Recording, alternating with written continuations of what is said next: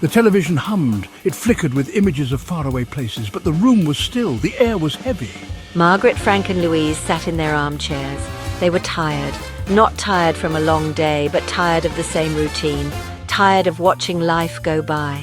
They had worked hard their entire lives. Now, retirement stretched before them like an empty canvas. A canvas they longed to fill with something vibrant, something real, something more than the static images on the screen. The news droned on about world events, but these events felt distant, unreachable.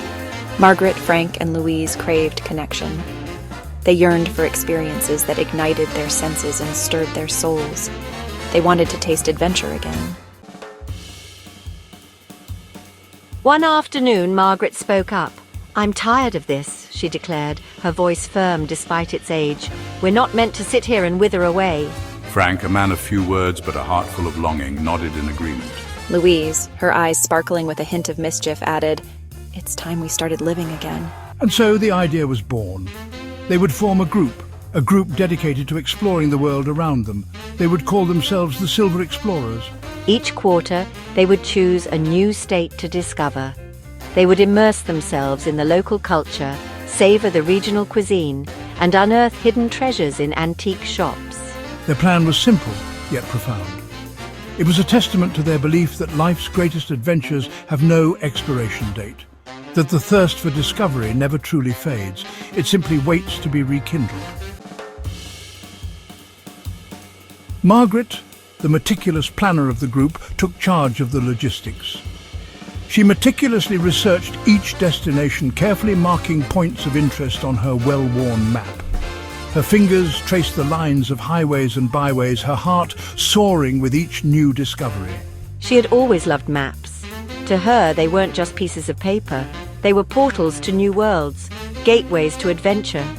Each city, each town held a story waiting to be told. And Margaret, with her insatiable curiosity and her trusty map, was determined to hear them all. She found joy in the smallest details, the history behind a local landmark, the story behind a regional dish, the craftsmanship of a hand-carved antique.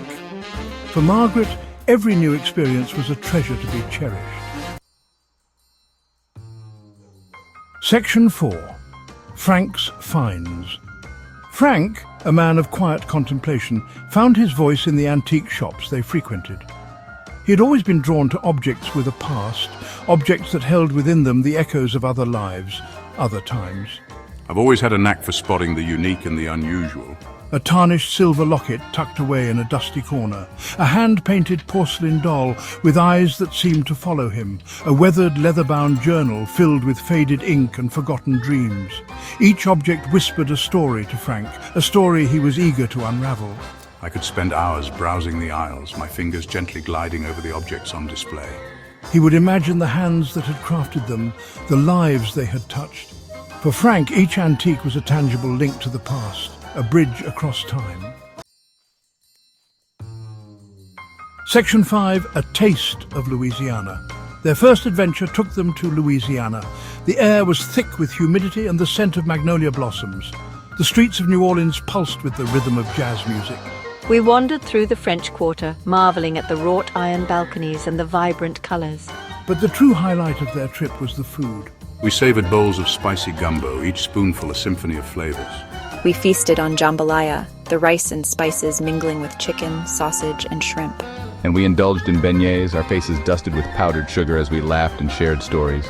The food wasn't just sustenance, it was an experience, a celebration of culture and tradition.